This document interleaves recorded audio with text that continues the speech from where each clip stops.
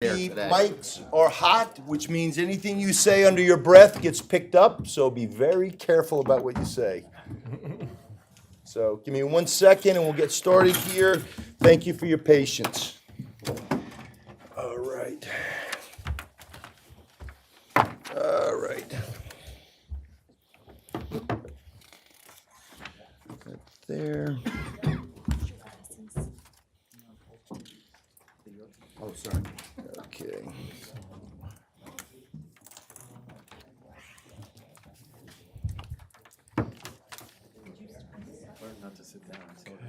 Hi, Mrs. Flynn. How are you? How are you? Uh-oh, you got that look on your face. Maybe I should say that after you speak. All right.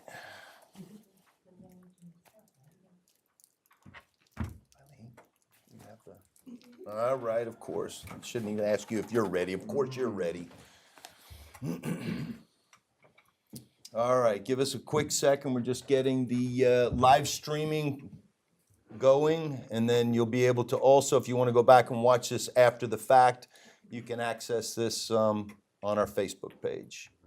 Bridget, are we in trouble? I think she won't answer. Yeah. Okay.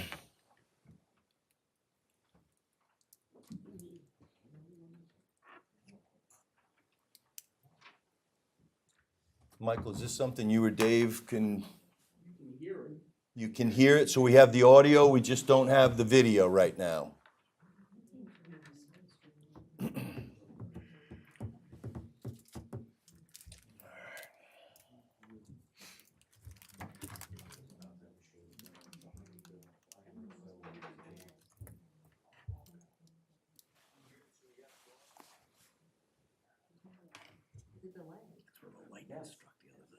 Oh, wow.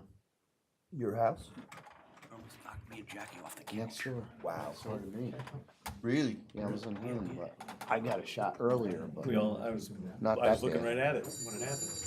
Crazy. Guys should live on the other side of Hudson Street, it's much safer. Gene's phone's ringing. Gene or Doris?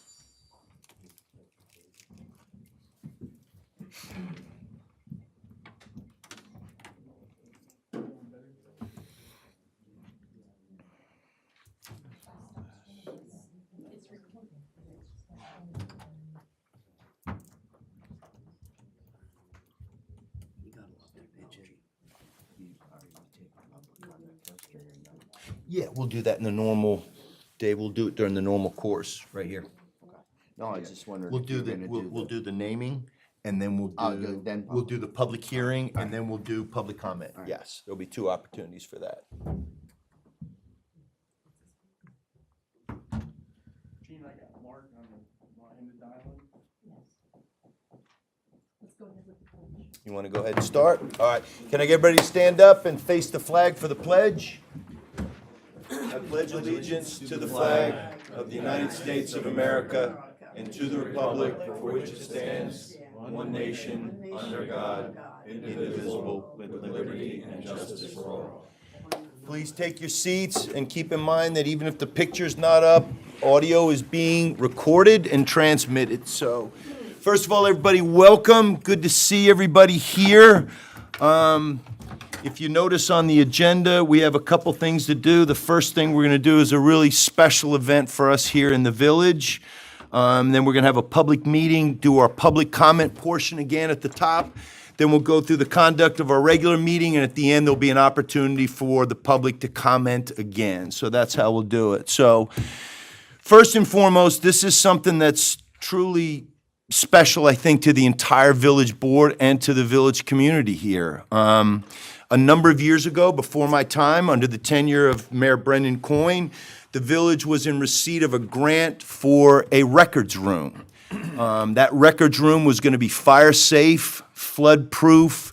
The walls were going to be solid, a new drop ceiling put in, a new floor put in, and some shelving to allow us to take things that we'd had, around for a number of years just in like legal boxes and kind of square things away. So when that grant came in, part of that grant was to include a records intern. Now, when we think about an intern, at least when I do, we think of some 17-year-old kid who, you know, is a rising senior in high school who's looking to make a couple of dollars and comes in, and basically you're giving them some experience that they don't have, but it's almost like you're doing more work trying to help them get through the process. Well, when the village clerk came to me and said, "Sir, we have our first records intern application," I'm like, "Good, let me see the kid, I'll interview him in the conference room, and I'm looking forward to this." And she said, "Well, you might know this gentleman. He goes by the name of Joe Gill."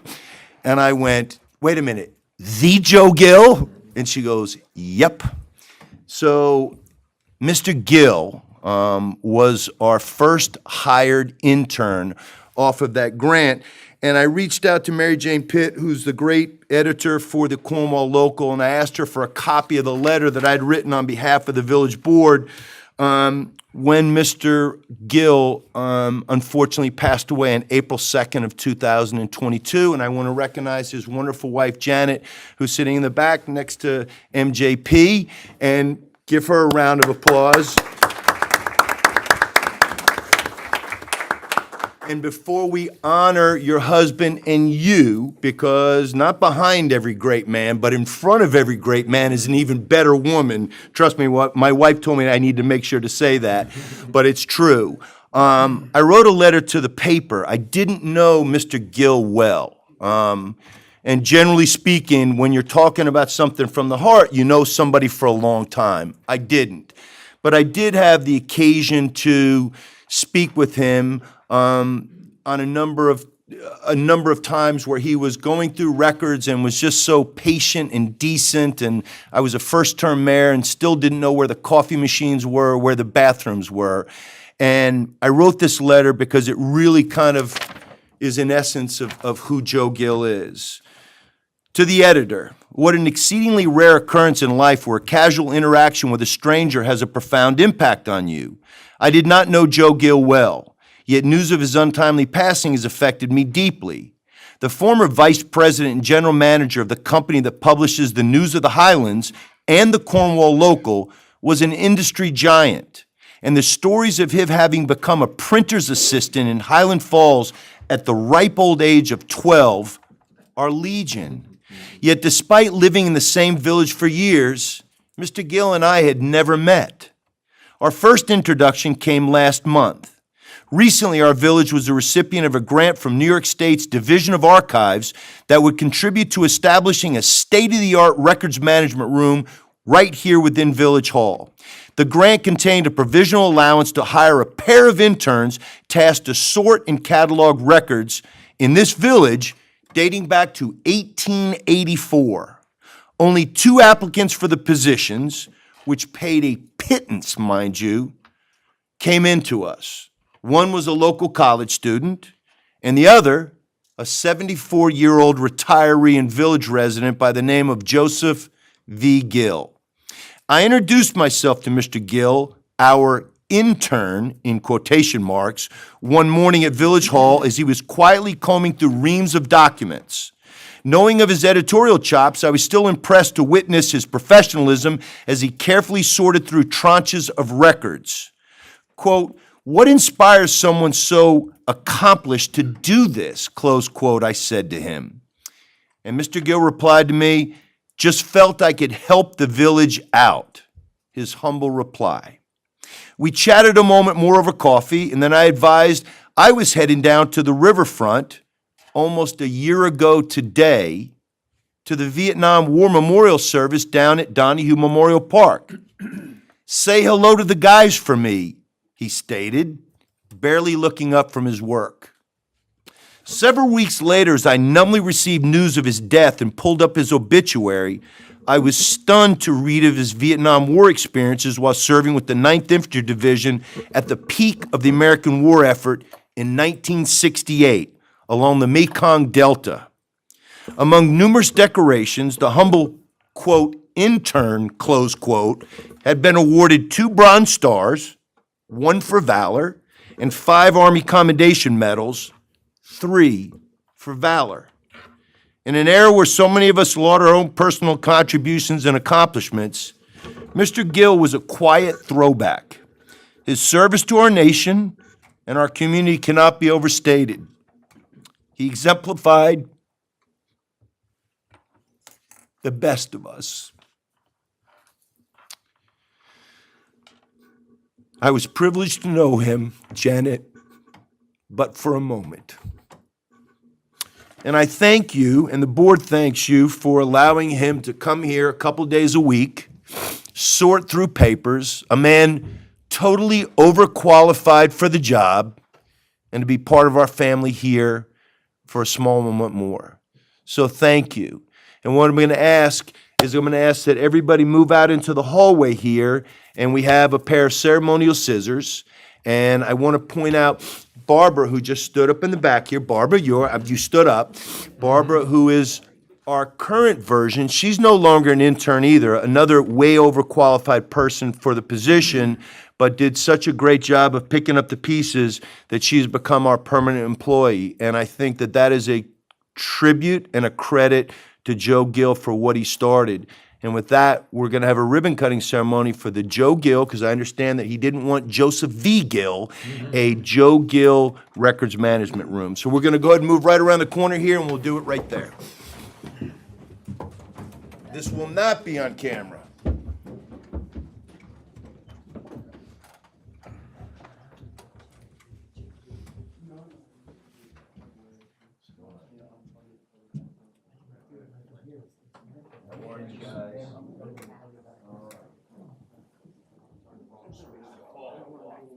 You stay right here, don't go anywhere. Come right around the corner here. There you go. Nope. You had it. Is that it? Okay, I'm gonna come around this way just a little bit, this way, all right? And I want you and our village clerk to be the ones with the scissors. Okay, Ms. Hartman, come on over. Where is?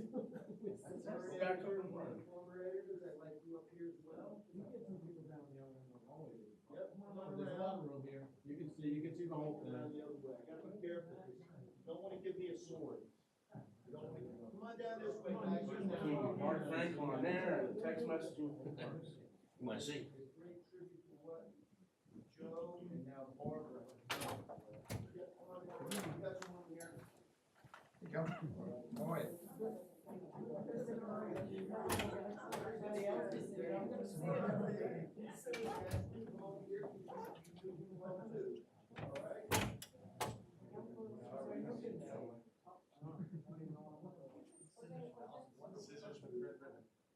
All right, is you ready? Are you doing for journalism? You ready?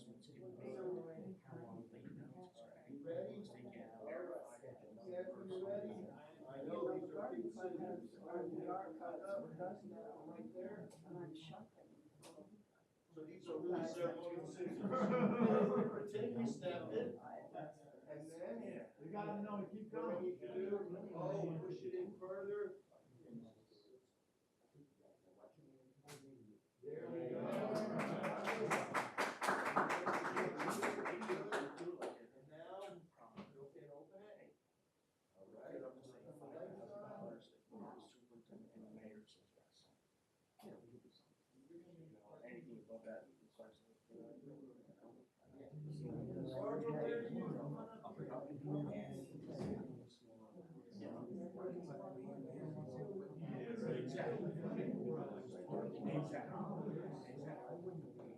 now, open it. All right. Where's Joe? We didn't show Joe. We said, let's put it down. Mr. Okay, Judge, come on. I want to show you the spot where we're going to put the desk. Yeah. Yep, point right at your seat now. That's great, thank you. What were you working at? I saw you coming with your cutoffs on. Yeah.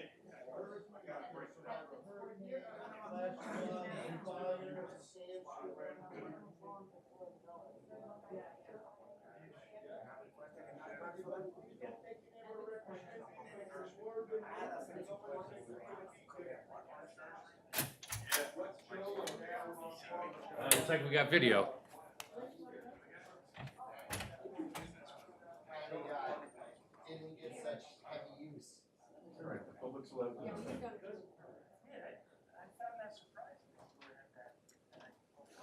You got it.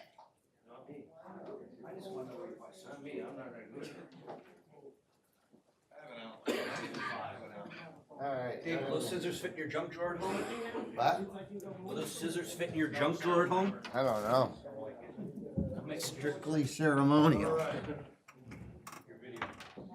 Video is on, all right. Jason goes, good, I can get out of here. All right.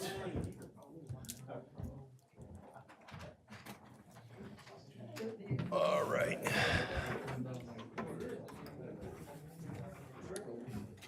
Okay, that's that. Let me move this here. Just so you know.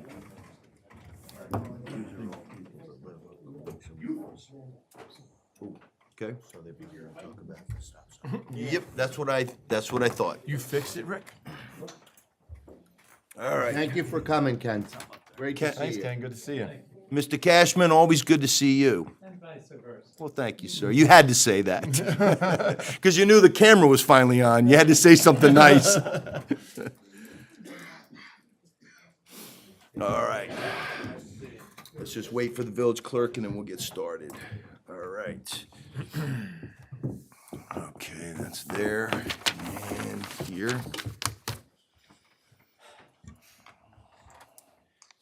The clerk is still taking photographs, so Yes. access till she arrives. Manny did a quick fire inspection, Bill. Yeah.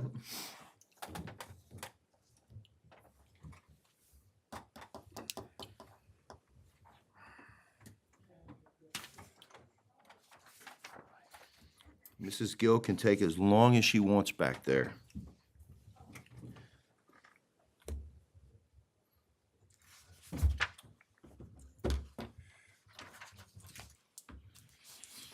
Okay.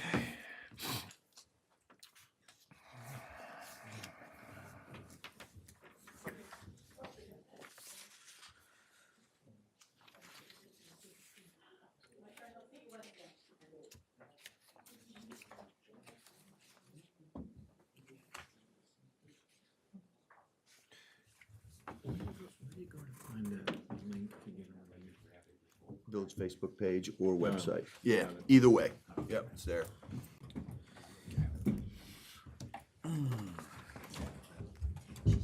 Okay, all right.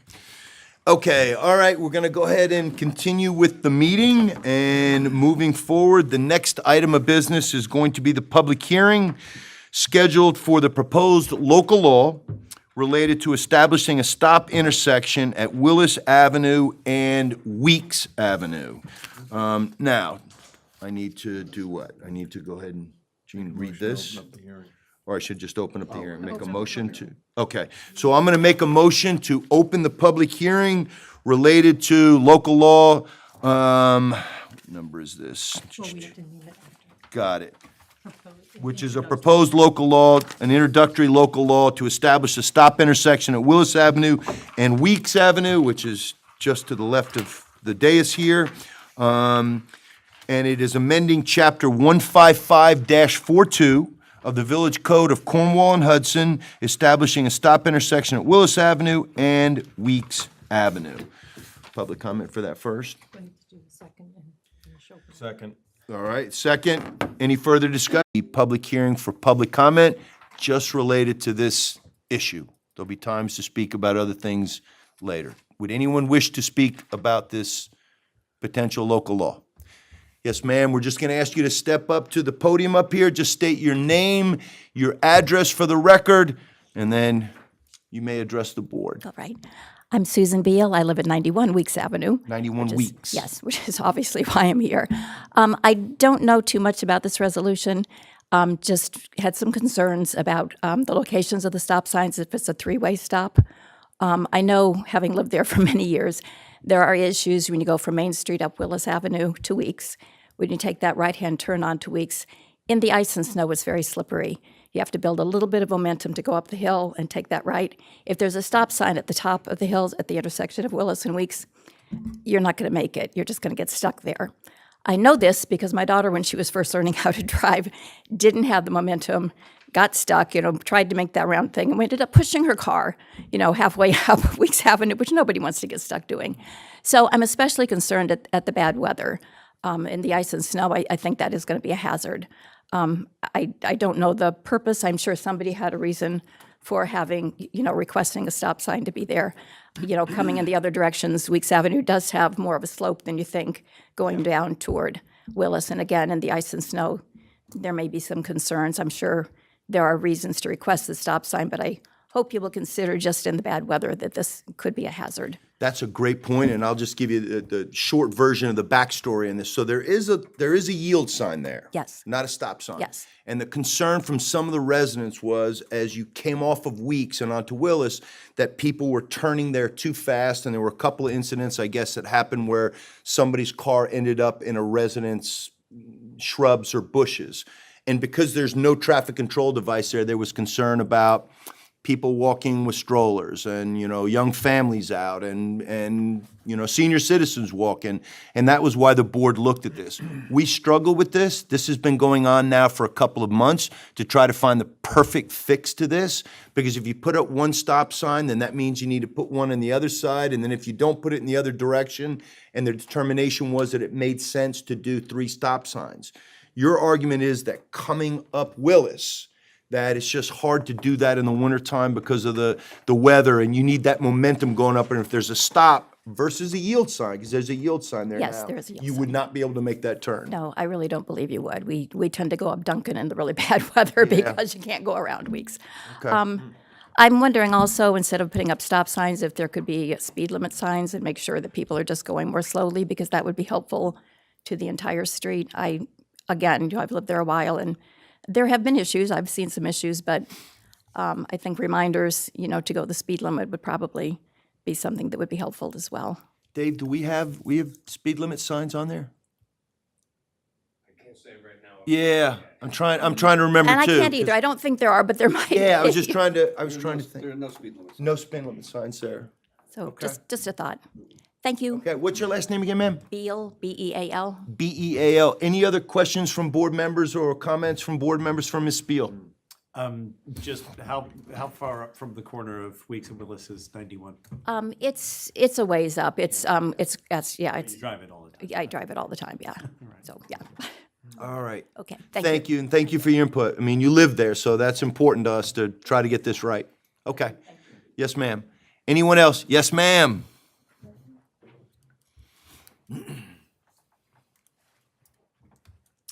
Hello, I'm Amy Anderson Winchell. My husband Paul and I live at 25 Willis Avenue, 25 Willis, which is where on Willis? right at the corner of Weeks and Willis. So as you go up, we're on the left side. So it's our property that people end up in when they don't make the curve. So you're across from Mr. Potter's property, Mr. Potter. So don't quiz me on all my neighbors' names, but She's on Willis, so she's across from I'm actually Sarita. across from, You're Sarita. across from Mrs. Vandekar. Right. So I have watched many people have trouble getting up the hill in the winter. So, certainly agree that in those circumstances, although I think I'm probably not the only person that has moderated my use of traffic signals in really bad weather to stay safe. But at any rate, it's definitely an issue coming down Weeks, and the speed limit is way too fast in terms of that corner. Paul and I have the luxury of having our grandchildren with us every day. So usually about 6 days a week, we have 4 or 5 of our grandchildren who are ages 1.5 to 6. And I fear for them in our front yard. We have had 2 accidents. We've been there, it'll be 12 years this summer. We've had 2 police-reported accidents and lots of other near misses in the times that we've been there. One accident did take out a shrub, really ugly shrub, but still took out the shrub. And one actually hit the tree in our front yard, which is actually the village's tree, and thank you for taking that down this year because the tree didn't make it after that collision. So, it's just a dangerous corner, so I'm very concerned that the traffic needs to be moderated coming down off of Weeks. People turn way too fast, and it is a very, very popular walking route. Children, people with their dogs, seniors, everybody likes to walk up Willis and Weeks. So of great concern to us. Do you think it would be difficult? I mean, what the board is looking at doing is putting up 3 stop signs, removing the yield sign and putting one at the top of Willis and then 2 on Weeks. So the traffic that comes downhill would run into a stop sign, and then the traffic coming up from essentially that little cul-de-sac coming up Weeks would have a stop sign too. There's no other way to do it, because if you have traffic stopping in one direction and other people driving through, we just didn't think we could do it safely. Do you think that would be too much, overkill? You think that's appropriate? Yeah, I don't know enough about traffic control to be able to give an educated answer about that. I am very concerned coming down the hill, obviously, from Weeks. I think coming up the hill, makes sense so that people would just know who has the right of way. I had thought that people on Willis could still have the right of way if the other 2 directions are stopping, but again, don't know enough about traffic control to really be able to comment on that. So we can put you down as an in favor of traffic control devices there at the corners? Absolutely. Okay. And greatly appreciate that the board is looking at it. All right, one of your neighbors came to us and made the initial pitch to us, and it was for the same reason. They're on the same side of the street as you were, and they were concerned about people coming around and peeling out. Okay. Thank you. Thank you.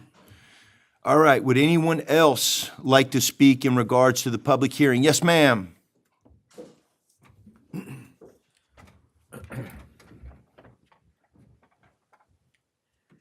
My name is Margaret Flint, and I live at 94 Weeks Avenue, sorry. Okay. I've been there a long time. I've walked and I've driven, and you talk about pedestrians, but when I was going to high school and grade school, kindergarten, I had to walk along a road that had no sidewalk, and my mother taught us to walk to the left. She also told us that roads were for cars. So I see a lot of people with strollers, people with dogs, who do not walk facing traffic. Mm-hmm. They walk so that cars come up behind them. That is not safe. Maybe pedestrians need to learn some of the rules. I've driven the road and I've walked it, and if there's a car coming up Willis, I walk on the other side of the bush that's on the corner. I don't put myself in the corner. If there's a car parked in the road, I'll walk in the grass instead of out around the road so that it's safer for me. But yes, cars are going too fast. Maybe neighborhoods need to have a lower speed limit. I know one time my husband in the wintertime had a truck that did not have front-wheel drive. He never made it up the hill. His car was out here in the parking lot overnight, and he had to come back after the roads were cleared. Sometimes we've gone up Duncan because that's an easier way to get up. But the road crews are doing a good job with the roads now, so they put stuff on that keeps them from getting icy right at the beginning. But I think it's a job for drivers, for walkers. I don't know, the stop sign kitty corner from my house on Stillman does not always stop cars coming onto Weeks. It's just a slow down and go around a corner. So I think the same thing can happen here too. It'll slow people down, sure. Will it stop them? Sometimes, yeah. But it's a hard call. Yes. So I think we all have to be careful, and maybe you have to lower the speed. I don't know. So I'm putting you down as an agnostic in regards to Excuse me? putting, I'm putting you down as you can see it both ways in regards to the village installing stop signs there instead of doing something different or less obtrusive, like just putting up, mileage, what do you call them, speed limit signs. Uh-huh. Is that You do what? what you can. Okay. All right, well, we appreciate it. It helps. Before she sits down, she was a long-time election inspector. You should recognize Oh. her years of service. I didn't know that. Were you a longtime election inspector? Excuse me? Have you been an election inspector for our community? Yes. Outstanding. How many years did you do it? I have no idea. Many years? Here anymore. Oh, so the only reason you did it was because the pay was so good? Is that why? Oh, it was all right. Well, on behalf of the village board, thank you. Trust me, we struggle to get people to do it, and we get people, but it's tough. And so I know it's a volunteer job, and we truly appreciate your service. Well, it's volunteer with what we're paying you. It's enough money for you to get a sandwich and maybe a Mountain Dew, but that's about it. But thank you for your service, ma'am. All right, anybody else want to speak on the public hearing related to Weeks and Willis and the traffic control devices? No. But on another issue, You have another issue, Ms. Flynn. All right, we will get to that. So, Just to add to the public comment, so, one of the, we had received, as Jim pointed out, we had received, a request from Mrs. Lynch, who lives midway down, very close to, you. And, she had requested this as she had witnessed a few accidents there. So we did a little bit of research, and there has been some accidents there. Our fire chief, and assistant chief had both responded to accidents in that vicinity, so that heightened the awareness for the board. So that's where, just for a background, that's kind of where this came from. and that's the thing, I think the village board is struggling with this. I mean, there's pros and cons to it, and New York State doesn't want us to just willy-nilly put out traffic control devices wherever we decide on a whim to do it. We've struggled with this. And I'll open this up to the board. Should we continue to take this under advisement for another month and discuss this at a work session? Does anybody feel in one direction or the other? I am personally for it. I think if it could potentially save one life, then in my sense, then we're doing the right thing. And I'm a less laws guy. I don't want too many laws, but if it's something that could potentially save a life. Now, having said that, Trustee Gaylord will tell me, somebody who's lived around here a lot longer than me will say, driven that road 1,000,000 times, and I haven't seen any accidents there. So, maybe we're just looking at it through a different prism, but. I have one other comment from a local resident who, this was a text message, so the person is not here to speak at the podium and did not ask me to raise it, so I won't mention their name, but they said, some residents do take the corner too fast, I think usually teens, the person said. Yep. And there are a lot of small children between Weeks and Willis. A stop sign on Weeks instead of the yield on Willis could be useful. That's the relevant portions of that text there's message. Just probably more. just another person in the neighborhood. And I'll just add, pursuant to what Ms. Flynn said, and that is, everybody takes individual responsibility for what they're doing, driving or walking. So, ma'am, I get what your concern is, Ms. Beal, in regards to coming up the hill. So I guess the answer to that is, the individual driver who is familiar with the road will make that decision at the time. And obviously, we don't have a policeman on every corner. So it's the choice that you're going to make at the time. I'm not encouraging it, but I totally understand it. So I think everyone takes that into consideration, as do the people who walk down the street or across the street. So totally understand where you're coming. But that being said, I'm in support of it, and individual drivers will do what they need to do. Yeah, I am too. I think I come down on support. I hear your position on it, and again, I'm very circumspect about adding more laws and codes, because we have tons of them in the village, and there's a lot of argument that can be made, hey, it's been this way this long and it's okay, but I look at this and I do sense this to be something that could, especially with teenage drivers, be a potential pitfall. You're in favor of it. Dave? Dave's in favor of it. Bill? I'm in favor. I think that a much more expensive solution to this kind of thing could be street design. You know, obviously people take that corner at a certain rate of speed because it lends itself to it. It's very wide. It's not an exact 90-degree turn. There's ways that I'm not a traffic control, specialist either, but I do enjoy reading.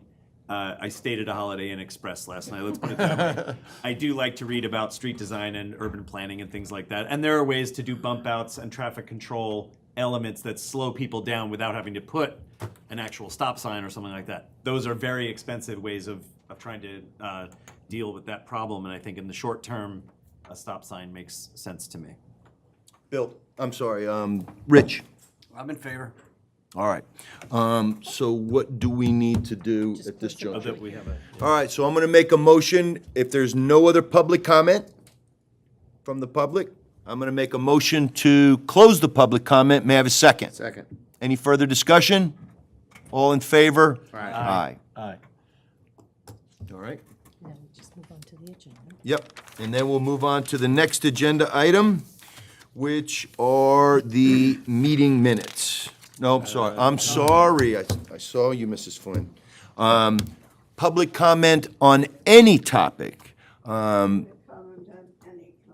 on any topic. Yes, ma'am. Just, all right, so there'll be an opportunity at the end of the meeting as well to speak, but if you just step up to the microphone, we ask that you keep it within 3 minutes, give or take.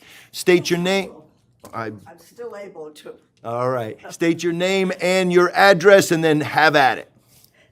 My name is Bridget Flynn, and I live at 9 Vinebrook Avenue, Cornwall on Hudson. Right now, I have retired from West Point permanently as of November of this past year. And since that, I've become a senior citizen. And I'm very proud to be a senior citizen because there's a lot going on in this town and village to keep us occupied. I'm quite involved in different areas of the village, and I'm very active in the village. I walk a lot, run a lot, do a lot of stuff, work out. I do a lot of, when I come from the gym every day, almost every day, I go down to the riverfront and I have my lunch. And I enjoy it, read, and I'll get up and go home and do my chores. I still have my house to run and all my chores in my house.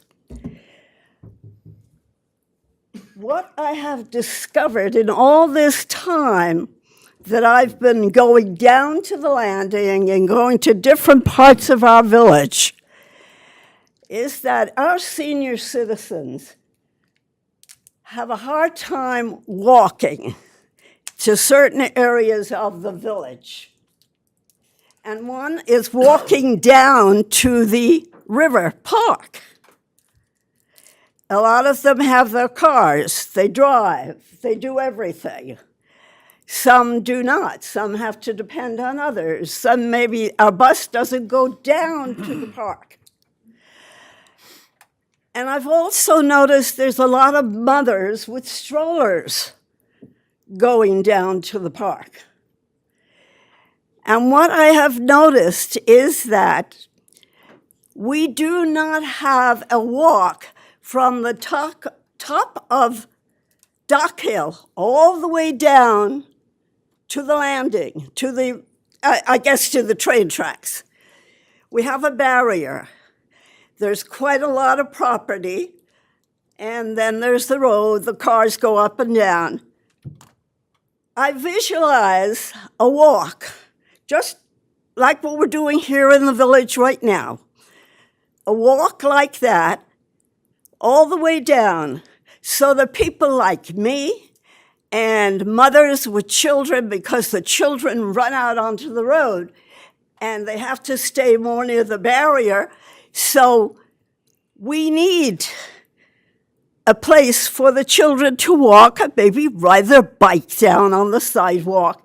We need a sidewalk, period. I'm asking for the seniors and for the mothers and whoever takes their children down there. It's a great spot. I love it. It is beautiful.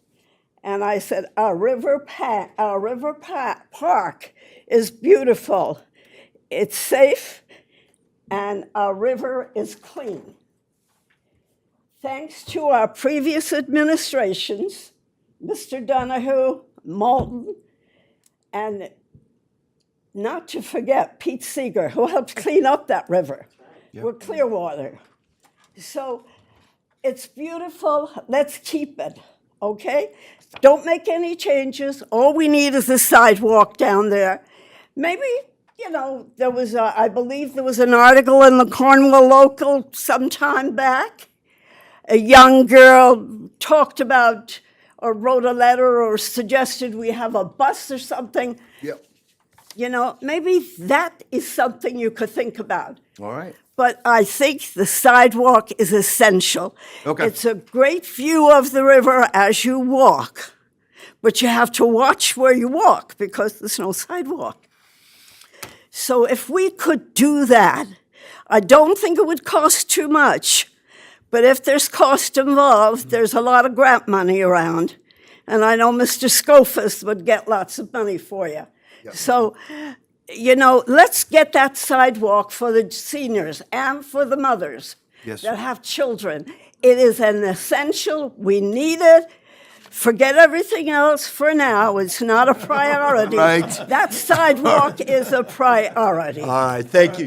Thank you, Ms. Flynn. Thank you for listening. All right, so let me just wrap this up with a bow for you. First of all, you and I promised we did not speak about this, but this has been one of my pet projects.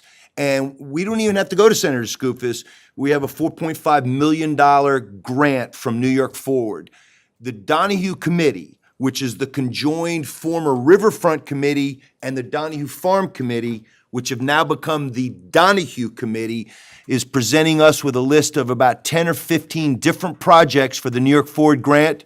A walkway down to the river, down Dock Hill Road, is one of those things. It's a dicey spot. It's very thin in some places. You can't put a full sidewalk there. Don't take the barrier down. Leave the barrier. Just build the sidewalk. I just want you to know Fancy. this is at the top of our list to get done, I promise you, okay? I appreciate. I'd like to see action somehow or another. Tomorrow morning, Ms. I don't want to I don't We'll want give to a wait shovel till to take home tonight. I don't want to wait till I'm 5 feet under. There's not much time left for me. I know what you're saying. I know what you're saying, and we're on it.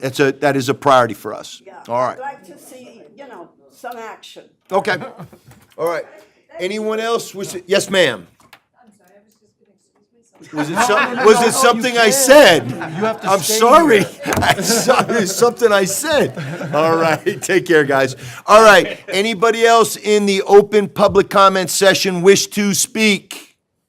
Hearing no one, there'll be an opportunity at the end of the meeting as well. We are now going to move on to the minutes. So let me do that. Am I right? Yes. All right. So moving on to the minutes. I'm going to make a motion to accept the March 27, 2023 business meeting minutes as presented. May I have a second? Second. Further discussion? All in favor? Aye. All right. I'd also like to make a motion to accept the March 30th, 2023 special meeting minutes as presented. May I have a second? Second. Any further discussion? All in favor? Aye. Just so the public doesn't think that we're just rushing through this, the board gets a copy of the minutes from the village clerk the week prior. They go through them. If there's any issues, the village clerk makes those adjustments. So they've all read them, so we're not just doing it, we've looked at that, so that the public knows. All right, I'm gonna make a motion to accept now the April 3rd, 2023 reorganization meeting minutes as presented. May I have a second? Second. Further discussion? All in favor? Aye. All right, Gaylord and Brain were absent. You have to abstain, so it's a 3-0. Okay. Treasurer's report. The open utility balances report for the end of March reads as follows. Village water, sewer, garbage, and penalties, $135,069.80.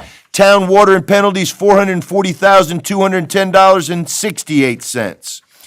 Warrant number 3, I'm going to make a motion to approve the April 2023 warrant number 4 and authorize payment, including prepayments totaling $261,392.41. May I have a second? Second. Further discussion? All in favor? Aye.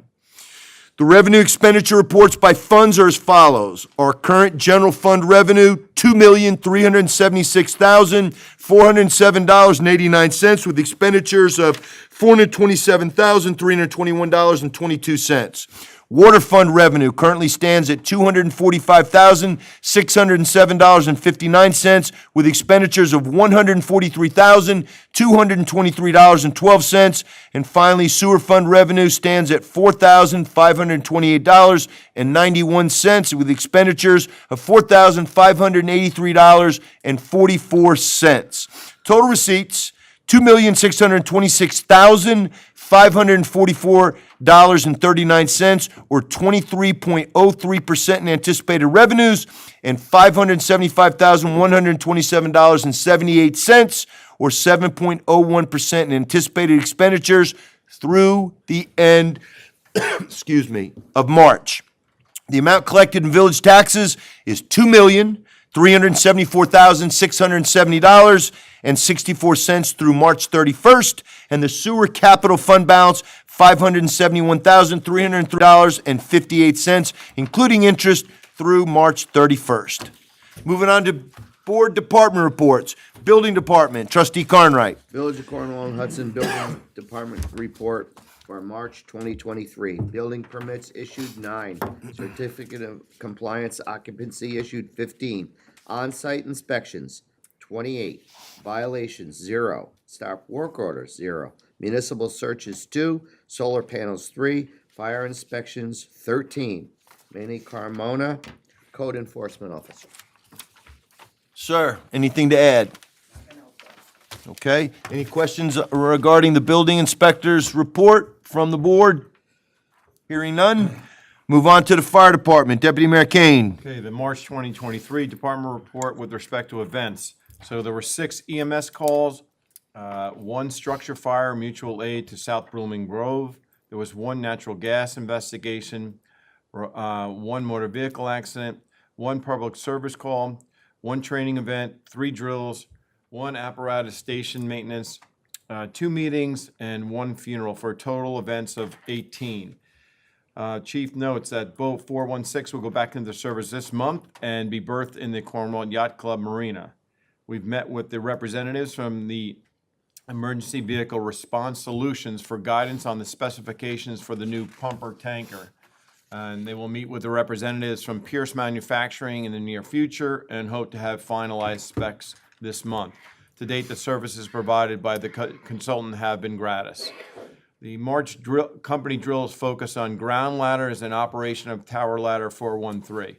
Firefighter John Ortiz completed firefighter survival training. And the Board of Fire Commissioners have discussed the need to replace the 2016 Chevy Tahoe. Payments for the lease of the new vehicle would be made out of the fire department's operating budget. Charles Quinn, Fire Chief. Chief, anything to add? 2 things. Since the last meeting, our reserve engine 412 has gone out of service for repairs. It'll be out of service for some time. They don't make the parts anymore. They're just coolant hoses. They're going to be fabricated by a repair shop. And I want to acknowledge the work that our firefighters did in South Blooming Grove last week at the large brush fire that they had.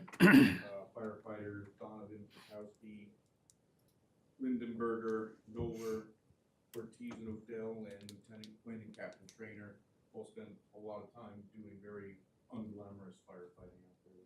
Chief, how many acres was that? How much burned? According to Facebook, Oh, 98 acres. That was the Round Hill fire, right? Yes. 98, huh? I mean, not burned to the ground. Everything clear, I mean, scorched? A lot of ground there, some trees. Okay, Close Cornwall School, too. yeah, yeah, I can smell it here, yeah. Okay. There's one more thing you have to do. Okay, should I do that? Can I? Okay. Upon the recommendation of Fire Chief Quinn, I'm gonna make a motion authorizing the surplus of 3 turnout coats which are damaged. May I have a second? Second. Chief, anything to add to that? No. All in favor? Aye. Aye. All right, moving on to the police department. Just a reminder. Trustee Brain. The Cornwall on Hudson Police Department monthly report for March 1st, 2023 through March 31st. There were 350 total calls for service. There were no felony calls. As far as misdemeanors and violations, there was 3 calls for fraud or identity theft, 1 for reckless driving, 1 misdemeanor assault. There were 2 arrests for misdemeanors. And vehicle and traffic enforcement, there were 2 property damage accidents, 7 traffic summonses issued, 4 traffic warnings issued, 4 parking summonses issued, 6 traffic enforcement posts, and 2 speed or radar sign postings.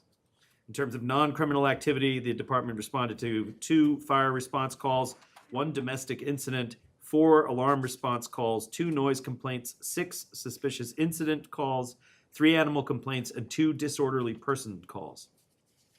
They assisted other departments, Town of Cornwall PD 7 times, EMS 8 calls, performed 4 welfare checks, assisted 2 citizens, and assisted other COH departments 1 time. During the month of March, Cornwall and Hudson Police Department received approximately $1,172 in grant funding from the NRA, the National Rifle Association, which will be utilized to purchase firearms, training ammunition for COHPD officers.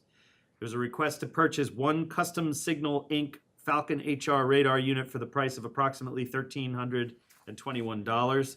Note that this item was approved previously in the 2023-24 COH Village budget for approximately $1,200.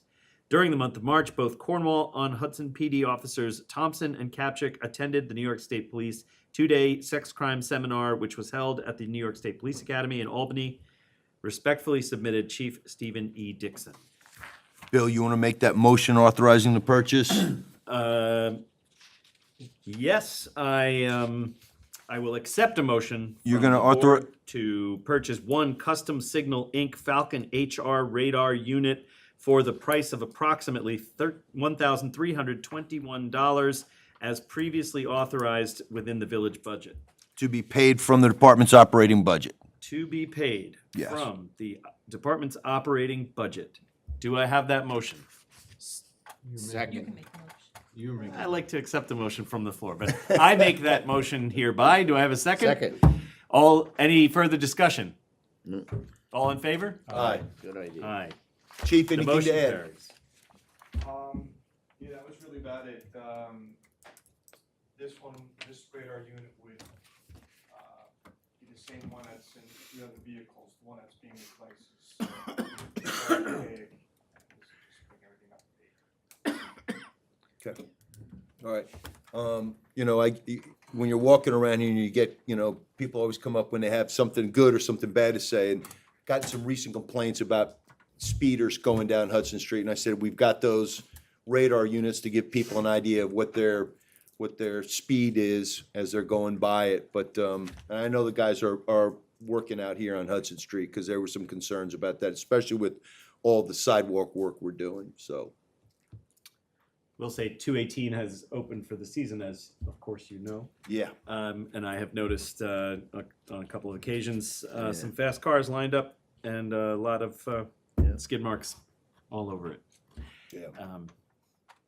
Our guy down there will be complaining, don't worry. Will we be, the chief in the town of Highlands, do we have a relationship with him? Do you touch base with him at all? And I'm only saying that because there was a community leader information forum at West Point held last week that the town supervisor and I attended.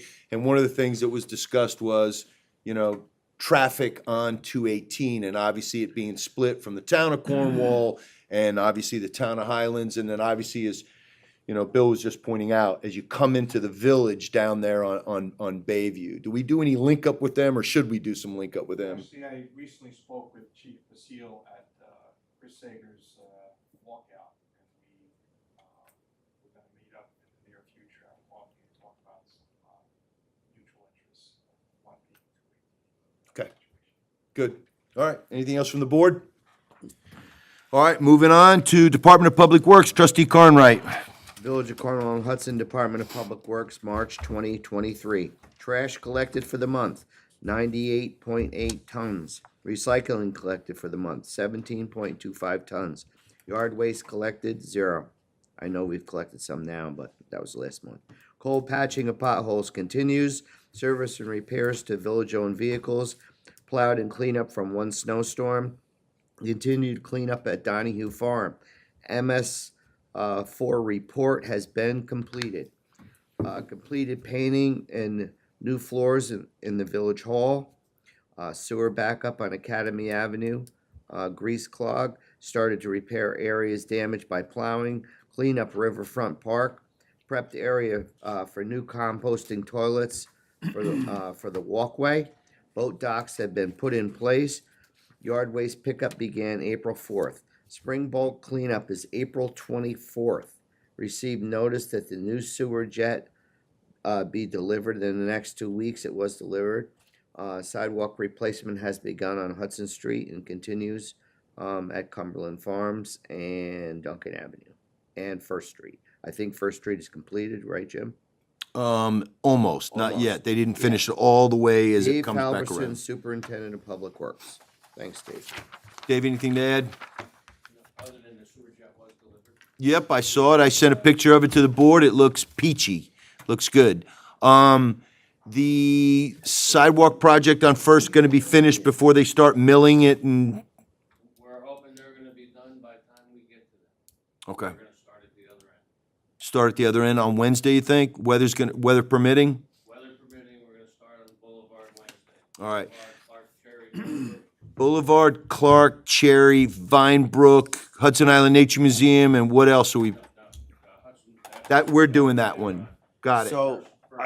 So as far as the busing goes, from the boulevard to the museum, it'll be open for school traffic. okay. All right. Any other questions from the board? All right, moving on. Water Department, Trustee Gaylord. Village of Cornwall and Hudson Water Department, March 2023 monthly report. Monthly production, 20,230,000 gallons. Daily average of 652,580 gallons. Samples, we collected 24 samples in accordance with our approved water quality monitoring plan. Treatment, the Black Rock Water Treatment Plant remains offline, awaiting New York State Department of Environmental Conservation permit. Repair and recalibrate Catskill Aqueduct meter at Riley Road. Transmission and distribution, 49 utility markouts were completed. Repair Maple Road pressure regulating station. Locate and clean water main valve boxes in preparation of spring hydrant flushing. Water shut off at property owner's request. 5 Isro Drive, 1 Stillwood Road, and 25 Grandview Avenue. Meters, red commercial meters, red town meters. 7 final water meter readings were completed. 6 residential water meters were replaced. 7 meter transmitters were replaced. 7 water line inspections were completed. Other renovation work continues at the Jackson Avenue Treatment Facility. Vehicle maintenance, snow removal. Sincerely, Michael P. Trainer, Water Superintendent. Mike, anything to add? No, sir. I took a tour of the Jackson Road property with the water superintendent last week, and it's amazing what's going on there and how good that facility looks and what they've done to it. So keep up the good work. Pass that on to the guys. All right, next item, New Windsor, Cornwall EMS, Deputy Mayor Kane. So the report for March 2023, with respect to personnel, there were no staff injuries or incidents. FTO training class held, 16 staff members are now nationally certified. Mike or Charlie, what does the FTO stand for? Do you happen to know? FTO training class? Okay. FTO is probably field Field training officer, All yeah. right. 24/7 on-duty supervisor schedule is now implemented. They will be having a medical doctor residents riding with us this month. And with respect to operations, there were 398 total dispatches. 100% of the calls were covered. We were over 1,150 calls for the year, are on track for 4,700 calls in 2023. 266 responses into New Windsor, 59 responses into town of Cornwall, and 7 into the village of Cornwall and Hudson. As for mutual aid, 29 town of Newburgh, 17 were Crystal Run ALS intercepts. Only 2 calls to New Windsor EMS did not have a BLS crew. 2 to the city of Newburgh, 3 to Woodbury, and the Cornwall unit covered those. 1 Highland Falls, and the Cornwall unit covered that. 2 Blooming Grove and Washingtonville, and 0 to Montgomery. The average response time is 7 minutes 15 seconds for New Windsor, 8 minutes 10 seconds for Cornwall, and 6 minutes 17 seconds for Cornwall and Hudson. The New Windsor units have responded to 10-second calls in Cornwall, while the Cornwall unit responded 17 times to additional calls in New Windsor. As for vehicles, all vehicles are in service. 1 vehicle was damaged because of a town plow striking it while parked. 2 ambulances are being built currently to replace the older ones, and they're attempting financing. The complaints to Orange County 911 on dispatch issues, there were 5. As for equipment and training, the heart monitors are in service. New trauma equipment was placed in the vehicles. And Mike Big and Mr. Cohen will be attending a week-long class in Austin, Texas on data management and further education on patient care record software. Lastly, for administrative, the 2022 audit has started. The Windsor Fund Drive was sent out. Montgomery EMS is now approved as an approved paramedic agency. The Snake Hill repeater antenna is broken. This is the same antenna the highway uses, and they approve emergency repair for about $2,000. And New Windsor EMS and many staff members were selected for Orange County Awards. And that's it. Doesn't fire use that repeater too?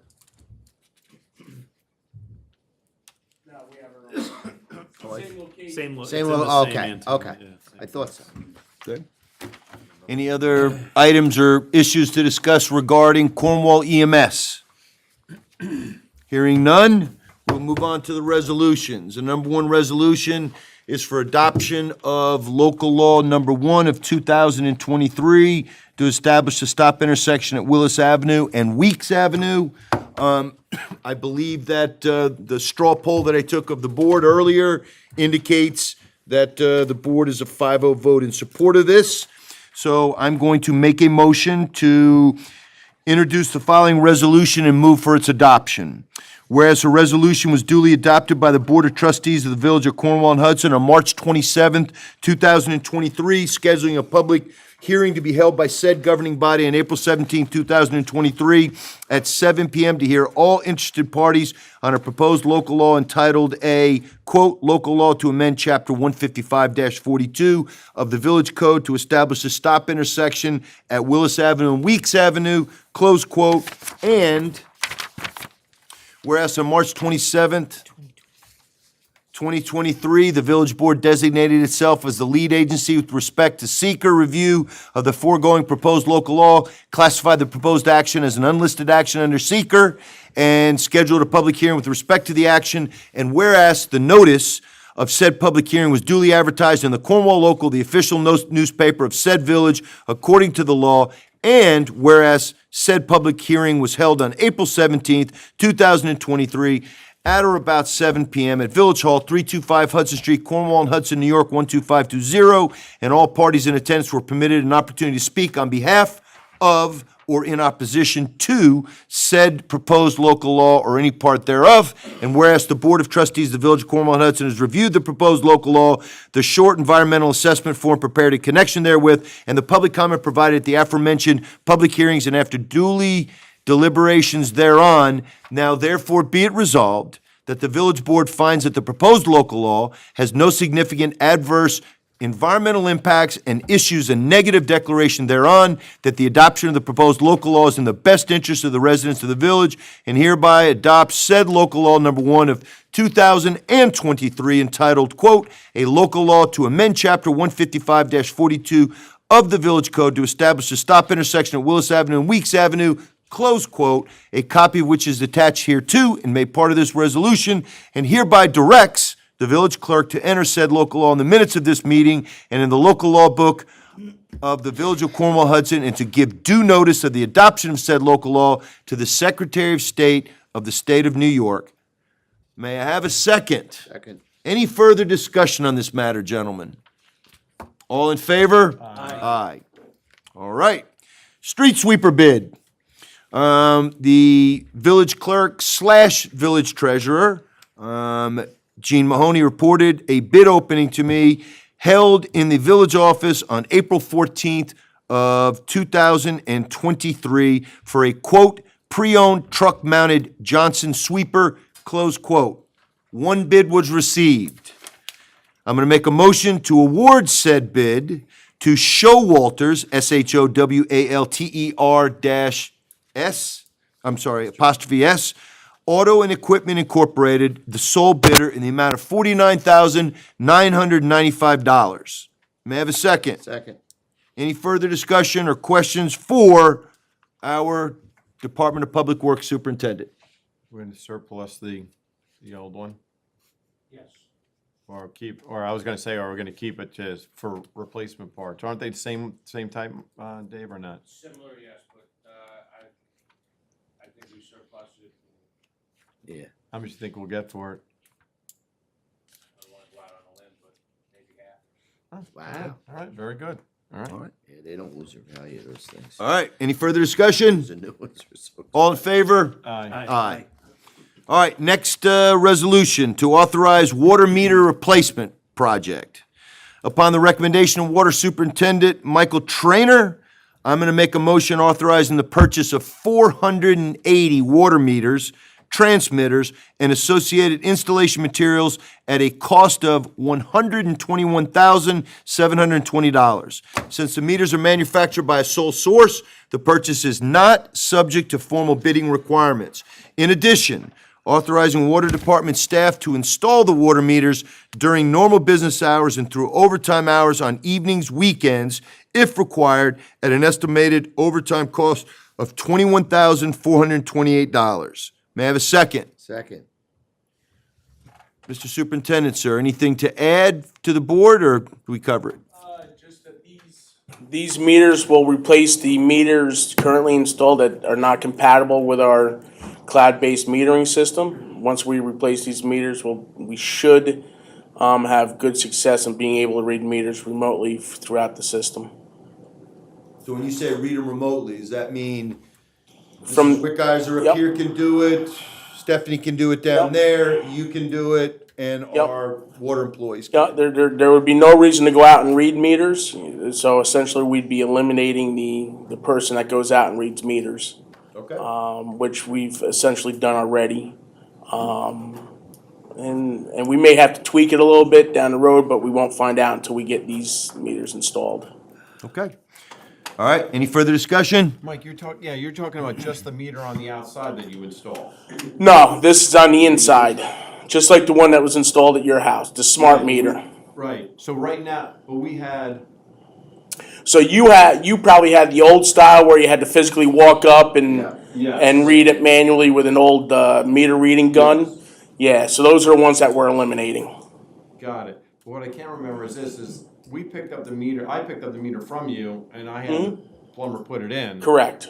Okay. Correct. And you're saying we're gonna have, currently, our water department does that for? We replace water meters as is because we own the water meter.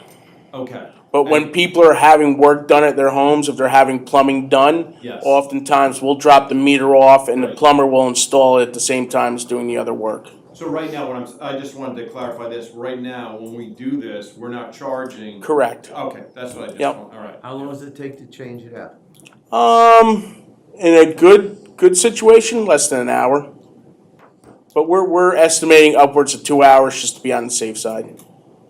Any other questions or further comment? All in favor? Aye. All right, moving on to live streaming of work sessions. I'm going to make a motion to approve the estimate from Nearfield LLC in the amount of $4,839 for equipment and labor necessary to live stream future work sessions from the comfort and convenience of our conference room or work session room, which is at the front of Village Hall. The board discussed this at the reorg meeting / work session meeting, but we didn't take a vote on this because we wanted to wait and make sure we had all 5 members here to vote on it. So I am going to put forth this resolution and ask for a second. Second. Any further discussion? All in favor? Aye. Moving on to approve the fundraiser request to sell beer and wine at the June 2nd movie night. I'm in receipt of a request from the Cornwall Independence Day Committee requesting approval to hold a fundraiser on June 2nd, 2023 at Donahue Memorial Park in conjunction with the Special Events Committee movie night. In addition, there's a request for permission to sell beer and wine before and during the movie with a cutoff approximately 30 minutes from its conclusion. The Special Events Committee supports this endeavor. So I'm going to go ahead and put forth a motion to approve the event, subject to receipt of an insurance certificate listing the village as additionally insured. Further, to support Cornwall Independent Day Committee's application for and receipt of a one-day permit to serve beer and wine, subject to the committee obtaining the required permit from the New York State Liquor Authority. May I have a second? Second. Any further discussion? All in favor? Aye. I think it's interesting with all the rules that they changed in Major League Baseball. You know how they always cut off beer sales? Yeah, they always cut off, they made all these moves to speed the game up, so it went from 3 hours to like 2.5 hours, and they would always cut off beer sales in the middle of the 7th inning, and now because the game has been truncated, the stadiums are fighting against that, and they want to push it out to the 8th inning now. It's always about money. Yeah. All right, sorry, that was an aside. I just roll right from talking about beer to a retirement. So, the village clerk and current village treasurer, Jean Mahoney, after, well, almost 29 years, will be finally moving on to bigger and better things and leaving us. And she has been the right arm for so many of us, especially people in my seat, as far as taking care of the village and keeping us between the white lines, because you know what politicians tend to do, they screw things up. But I guess the first step we have to take, and I do it with resignation and trepidation and all the things, but is to accept the retirement of village clerk and treasurer Jean Mahoney's employment here effective September 15th, 2023, and I do so with deep regret. May I have a second? Second. We'll have plenty of time to talk about this in public, because I know Jean loves it when we talk about her in public. So should I ask if there's any further discussion right now? Seeing none, A reserve comment. Yes. all She right, can't. everyone will reserve comment. All right. I looked it up. She can't. I looked it up. All right. Sorry. All in favor, with regret, of accepting the resignation of Jean Mahoney? Aye. Opposed? Only kidding. Puts him on the Only record. kidding. All right. So that obviously you have to figure out how all these things are going to work. Ms. Mahoney will be out of the office beginning on July 3rd, using her accrued time. In the military, we call that terminal leave, where you go out where you're still technically on the books, but because you have accrued time, she's going to be using that time up. And the board will be seeking to appoint an interim village clerk and an interim treasurer at a future business meeting. Do we need to post the treasurer position tonight, or what do we? Okay, so I am going to make a motion for the village clerk to post for a village treasurer in a part-time capacity, 20 hours a week, at a fee schedule set by the village board at a later date. We'll come up with a range for it. May I have a second? Second. Any further discussion? All in favor? Aye. Aye. All right. Okay, and then moving on to other business. The Mr. Mayor, Donahue. was there a water matter to take care of under resolutions? Do we need to do that under resolution? Okay, Counselor, see, you're earning your pay here. I'm here. I'm not retiring yet. All I'm right. gonna- All right, so I am going to make a motion for a particular adjustment in a resident who resides at, what's the property? He doesn't reside there. He owns property at 28 John Street. At 28 John Street. 8 or 25? I'm sorry, 25, you're correct. All right, at 25 John Street. We don't need to say the resident's name, correct? No. Just the address? Nope, okay. For an adjustment down due to a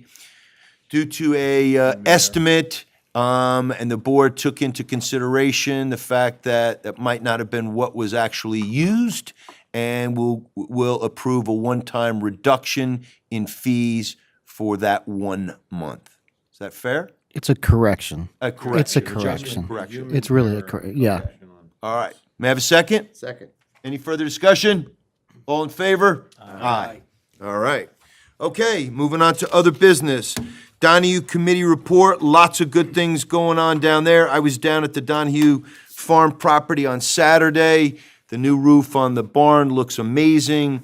I know that we had, you know what, I'm not gonna step on Trustee Brain's report. Trustee Brain, what do you have to report on the Donahue Committee? I'll give my very truncated report and ask you to fill in any details that I don't have at my fingertips. I was regrettably unable to attend their most recent meeting. However, I am aware that they've issued a form for village residents, well, for any resident who wishes to participate in the community garden. I know that the fencing supplies were dropped for the community garden to be installed. I saw them there. I don't know that they've been installed yet, but I know they're on hand. I paid my first visit down there for a little while recently, and I saw that the space immediately behind the barn has been cleaned up tremendously well and cleared and mowed just immediately behind the barn. And then also, I believe the concrete block foundation has been removed or is broken up and removed. So that was an item that was submitted in the plan from the Donahue Farm Committee. That was the maneuver, the manure. Yeah, former composting, manure composting area. Some additional debris was also cleaned up off the property further from the building envelope as well.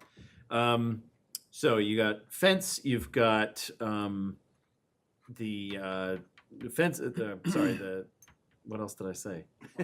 Yeah, the fence, the manure thing is cleaned up.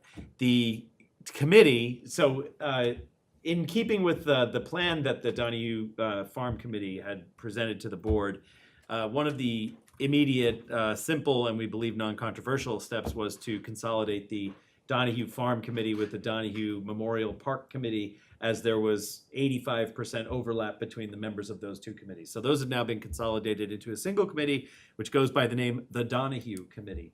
So they'll oversee operations and fundraising and other elements of the management of those two properties. We, as a board, approved the use of the property for two events, September 30th and Friday, October 27th, both for movie nights, including the Halloween celebration that will take place there. And I'll just repeat, we've got a pilot event, a wedding that's scheduled for August 26th, which will be the first of its kind, well, the first of its kind as authorized since the village has taken ownership of the property. And this is to understand what kind of load it puts on the property and the resources available, and whether or not that's something that we want to continue on a more regular basis within certain limitations, etc.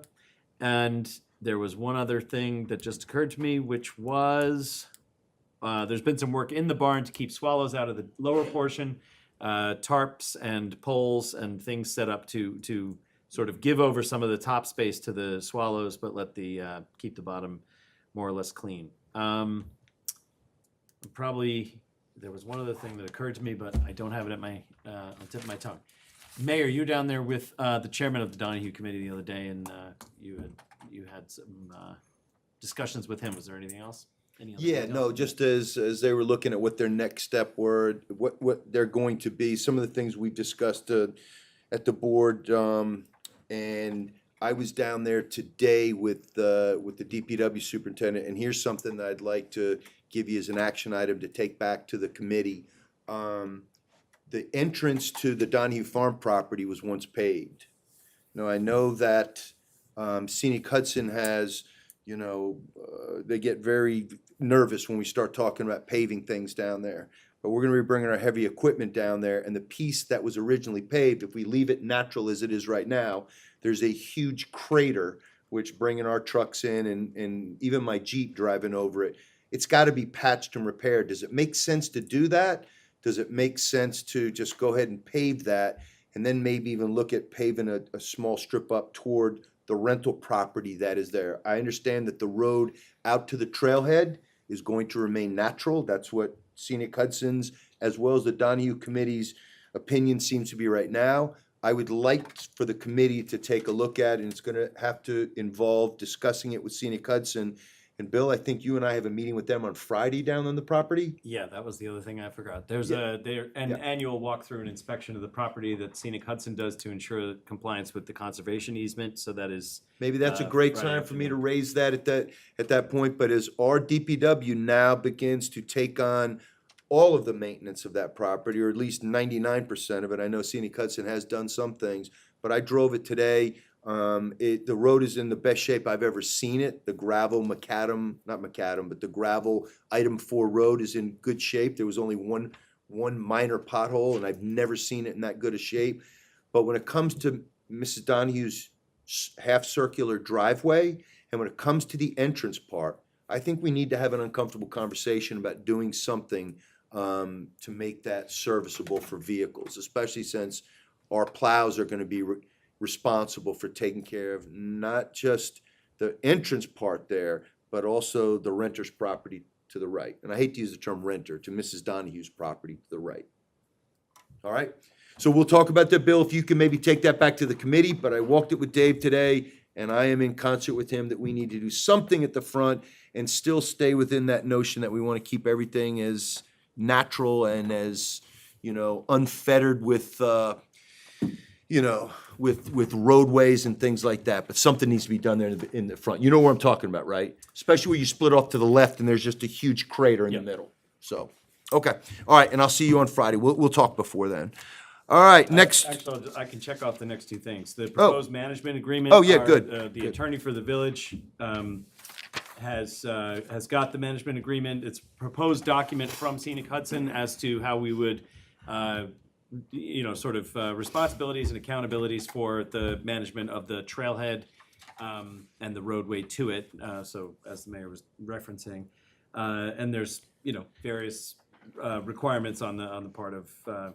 They've proposed certain aspects of it in terms of provision of gravel itself and provision of money for the purposes of us spending and doing the maintenance on that, and a few other elements to it. So we're gonna talk that through and just come back to them with consolidated feedback.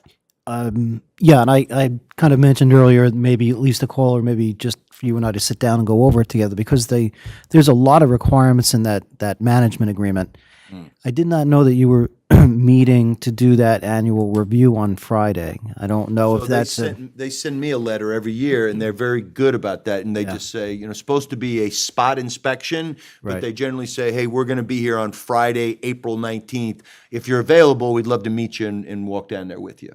because I may be overstepping here, but I think it may help me a lot in trying to figure out what they're doing with the management agreement to actually walk the property at the same time or right and see. Yeah, I can reach out to them.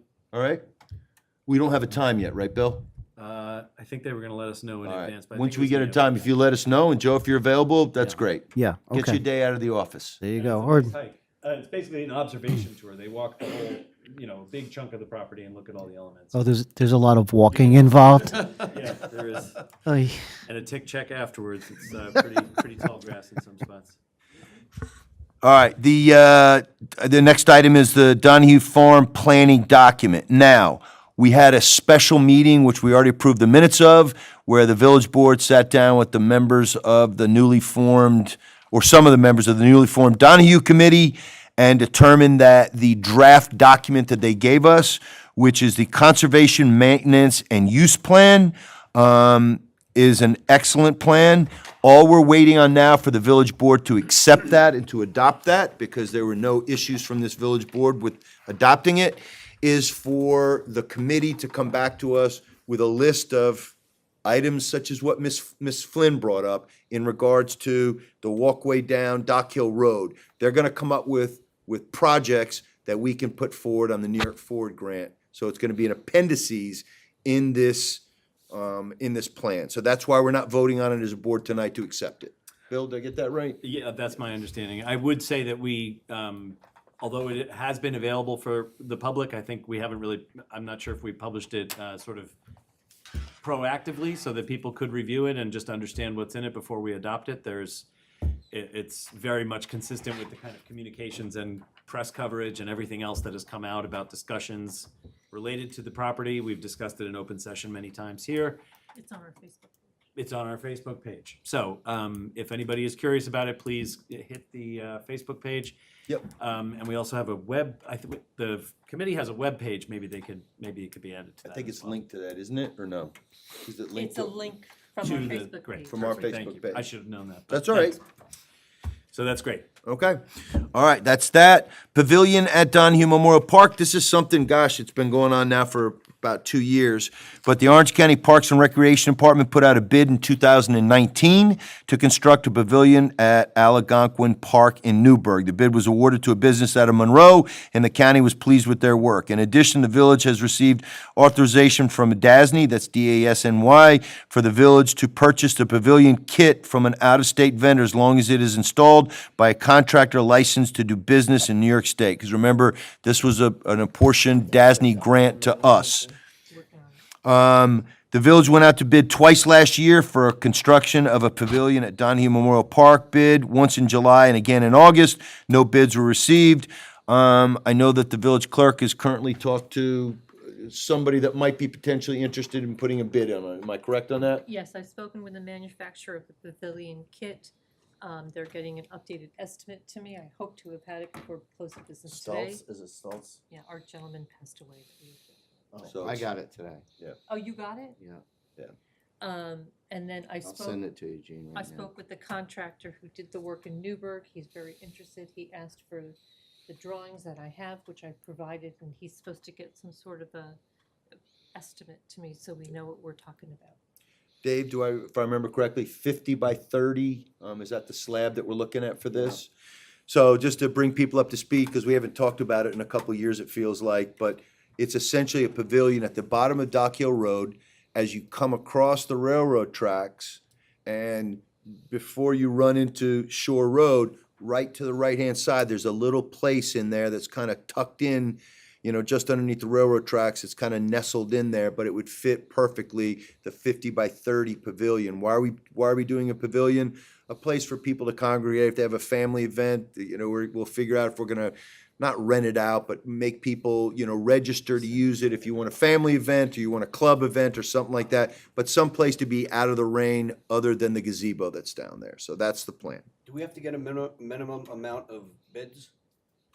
We went out to bid We couldn't twice, get and we anybody couldn't bid. get- So if we get a bid from this guy from Monroe, that could be it. That would really be a quote, right? So what we're talking about, we went out to bid twice, so we've fulfilled our legal obligations with respect to the bid. But now for the installation services, really what you're doing is you're looking for quotes, as many as you can get, I guess. Yeah. But they have to be approved by the state, right? And Well, it's that's gotta why be I talked light- with this I know. gentleman who's licensed to do business and has done work for the county and comes Yeah, highly the recommended. problem was that most of the vendors come out of Pennsylvania, or they're not licensed to work in the state. They're licensed, they can send us kits, You can get a kit delivered here, Mhm. but then you have to find somebody, they just don't have the license to work here. Just in terms of location, it's to the right of Dock Hill Road, but Pat, there is, the Dock Hill Creek is right there. It's on the other side of that. It doesn't, yeah. I just sent everyone the estimate. Yep, absolutely. It's not, it's just, in fact, it's far enough away where you wouldn't have to. But it's, Conveniently located. it's close to the composting toilets area. Okay, moving on to the next item, which is the New York Forward Grant. Just to give you a quick heads up on this. The New York State has taken a look at and given the first whack at our proposed committee for the local planning committee, the LPC. This is going to be about a 7-month process. It's going to be long and arduous. The hardest thing about getting volunteers to be on this committee is it's a time commitment of twice a month, 2 hours per meeting, and these are in-person meetings. Now, I don't believe that they will be that arduous, but that's what the state is telling people. So we've had some people that wanted to be part of it that said, I can't make that time commitment. And then we had some people that were well qualified, but the state came down and said, nope, it's Noah's Ark. You got 2 of these already. We don't need a third. We'll add this, that person, no. So we're down to the final throws right now. The state is advocating for 15 people. I think we have 16 people, and I spoke to the supervisor today. We seem to be in pretty good stead. We think that the folks that we've asked to be on there are going to be on there, and then it's going to be off to the races. And what does that mean? That means, again, taking those transformative, catalytic, ready-to-go projects that we have, like the things that the Donahue Committee is going to be recommending, and then bringing them to the state. My anticipation from hearing from people in the know, we'll submit 15 projects, they'll approve 3. We'll submit 25 projects, they'll approve 5. I mean, we're going in it with a lot of things, understanding that they're gonna go, no, no, no, no, yes, maybe, no, no, no, no, no. But we are working on this, and it is going at the pace that they told us to expect. So anybody that says, why aren't we seeing things that are being done by New York Forward? It just doesn't work that way. But we are working through the process with New York State. Okay, summer playground plan. Ooh, that thing kind of blew the lid off of everything last week. So everybody knows what it is. We know that the village and the town camps are going to be conjoined. They are going to be held together. There's not going to be a village camp and a town camp. Registration is being conducted by the town at the rec department between the hours of 9 a.m. and 4 p.m. every single day. The camp, the dates of the camp, and I don't quote me on this, I think it's the week after July 4th. It's a 6-week run for village residents. It will no longer be a 4-hour camp. It's going to be a 5-hour camp. It'll run from 9 a.m. until 2 p.m., which I think is great. And we capped the fee at $300 per kid. Now, what does that do for us? Well, for village kids, we charge them $250. So we're charging them $50 more, but we're also giving them an extra hour a day, which is important for working families. For the town, they typically make a chunk of change off of their camp every year. The village doesn't. We either break even or we lose money on it. We subsidize it. So what's going to happen? For us to do this, because the town typically charges $300 per 3-week session, which means they charge $600 for 6 weeks. We charge $250. The town is charging $300. That is going to require us in the town, us being the village and the town, to subsidize this. It's going to be somewhere north of $10,000. I don't know how far north. My argument is going to be that it doesn't go above $15,000, but as I prepped the battlefield with this board and advised them that we're going to have to come out of pocket to help to keep the costs the way they are, and you're going to argue and say, well, why are we spending that much money? Well, we're not doing any of the work like we've done in the past. We're not doing registration. We're not getting permits. The town rec department is going to handle all of that. Your counter argument will be, well, our taxes go into that as well. You're right about that as well, too. For us to do it this way and to make this happen, it's probably going to be a total of $30,000 that we're going to have to come up with between the town and the village. The town treasurer has looked at this and says, well, the village should pay $20,000 and the town pays 10, and done all the math and all those kind of things. We've looked at it, and our counter argument is it should be split 50-50. So we're working through that right now, but I've already told the village board we are going to have to come out of pocket of this. There would have been no way to do this at our current rate because the town is losing money. They're not taking money in that they budgeted they were gonna be taking in. And for us to do this, we knew that the town can't charge one price, the village charge another price. The town go to a certain hour of the day, the village go to a different hour of the day. It just didn't physically work that way. So I'm happy to talk to any of you guys, offline about it or publicly about it, but that's Just where one we're at. question about the 10,000. Is that combined, or is that 10,000 that we're in No, addition so that we're looking gonna have at, to we're pay? looking at about a shortfall of about, don't quote me exactly, but somewhere around $30,000. Oh, okay, all right. So that 30,000 shortfall, my argument is that the village and town should split that.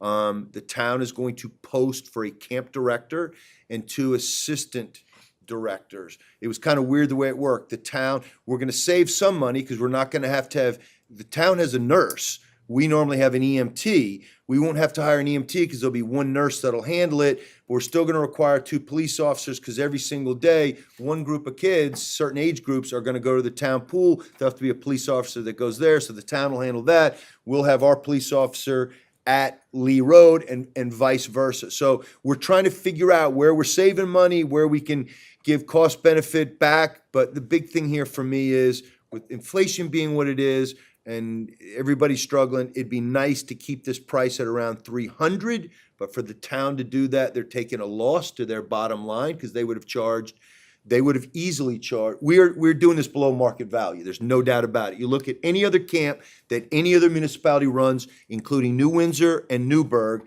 and they charge twice as much, and they do it for a shorter period of time. And again, the town charges $300 for 3 weeks, $300 for the second 3 weeks, for a total of $600. The village does 6 weeks for $250.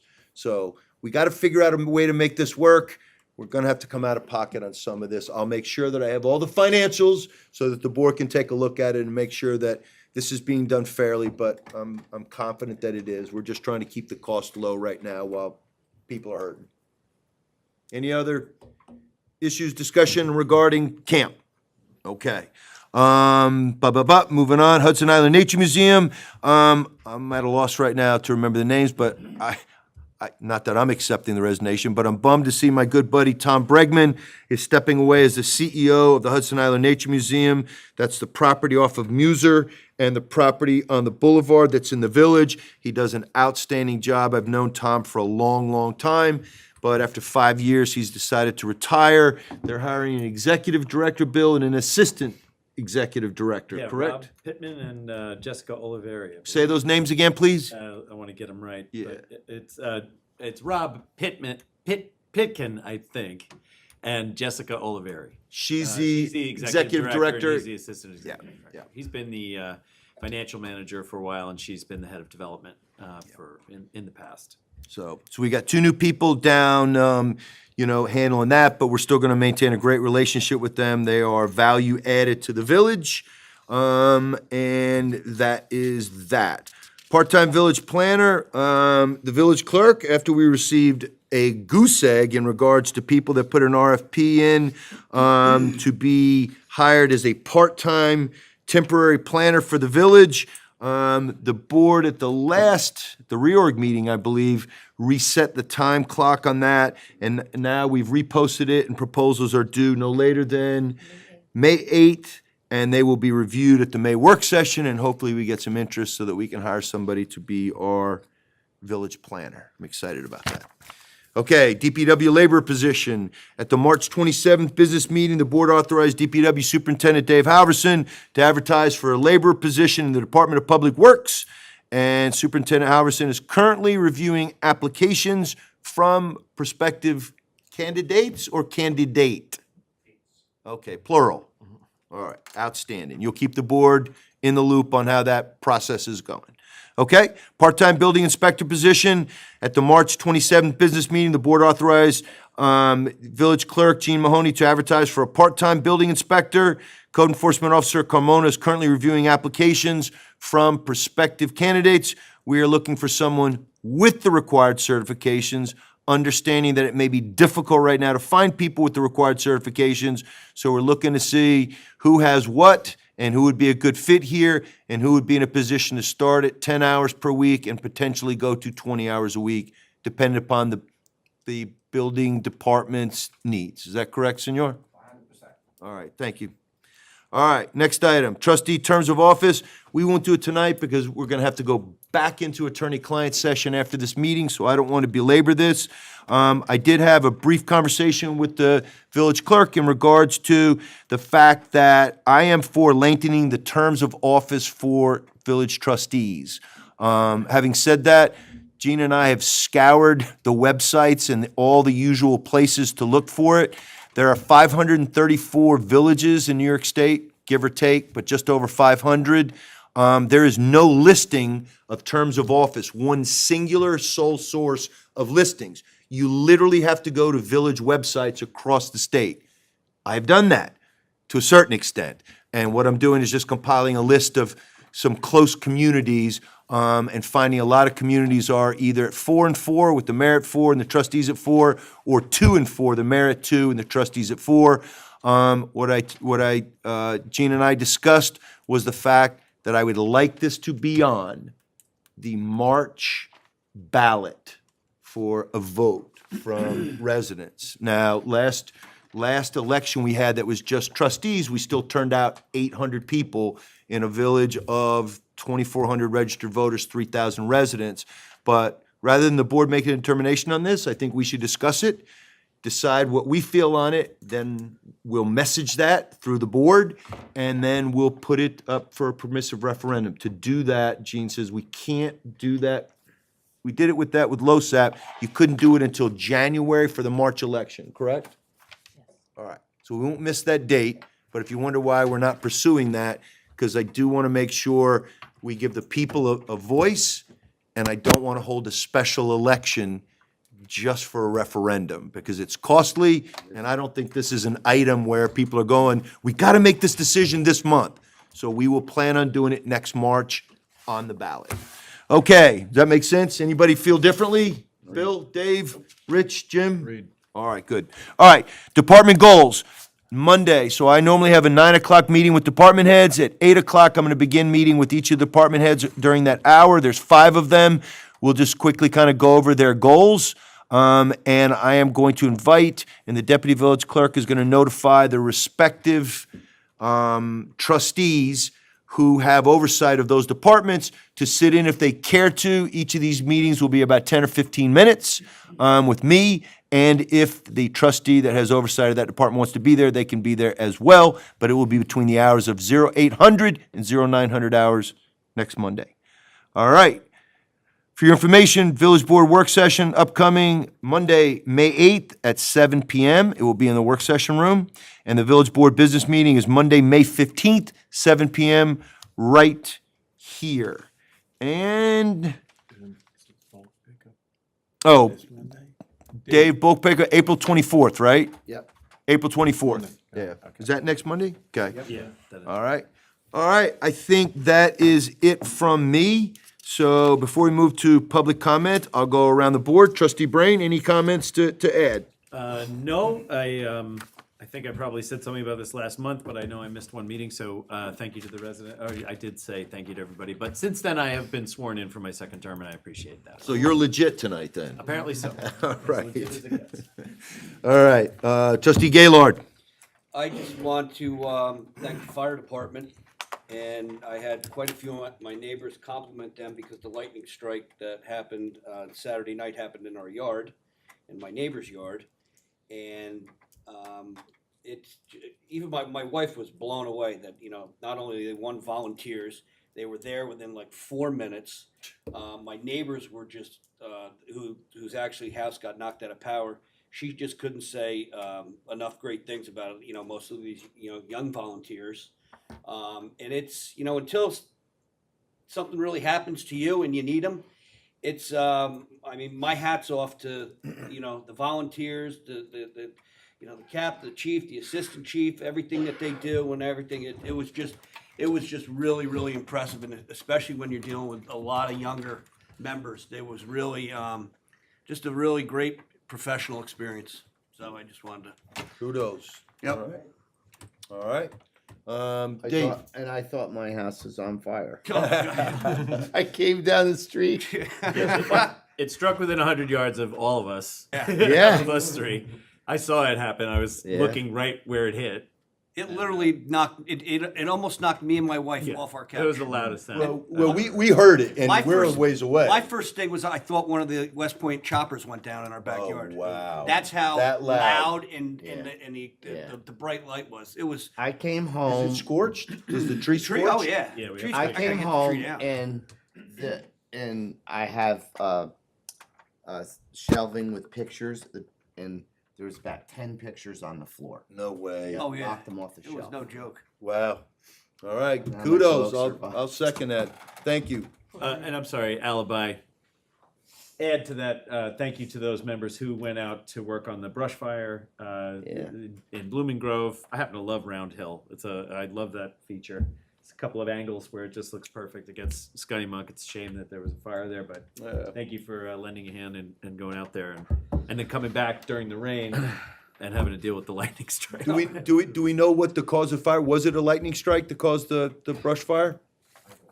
Yeah. I don't think they know. There were 24 individual fires in Haverstraw. It's from Haverstraw to Stony Point along the train tracks that day. It was dry enough that anything was setting It was off. bad. Wow. All right, Jim. I'll second what Bill said, and I'll second what Rich said. Thank you to the fire department. You guys done well. All right, and I'll say ditto. And if I may be allowed to toot our own horn, Please, toot away. on Saturday, Saturday. we had our own brush fire on Storm King Mountain. And our guys did an excellent job of getting out there, getting to it, and containing it before it became another Round Hill. Outstanding. That's why the fire trucks weren't at Little League opening day. They were all heading up there to the mountain. So, all right, thank you. Yep, I'll second that. All right. So, I think that's it. I gotta move to, is there anyone else that would like to speak as part of the public comment portion? This will be the final opportunity tonight. No? All right, hearing no one else, before I close the meeting, I'm gonna ask the board, which means I'm gonna ask everybody to kind of exit stage right as quickly as possible. Let's just stay in here Yeah, for let's stay here. our brief continued attorney-client. So I'll make a motion to close the meeting. May I have a second? All in favor? Aye. All right, thank you, everybody. Keep in mind, the microphones are still live.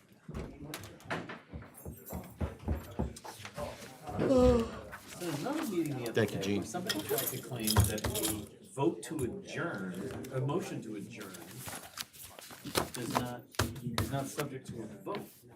I was like, no, it's always in order. You have to vote. They were very confused. Yeah, he already said. He said he was like, Yeah. Never heard of that. Stop streaming. You don't want to do that. It was just people muttering, it wasn't the chair. Who's the chair of the joint committee now? I know, I'm sitting here, I'm going.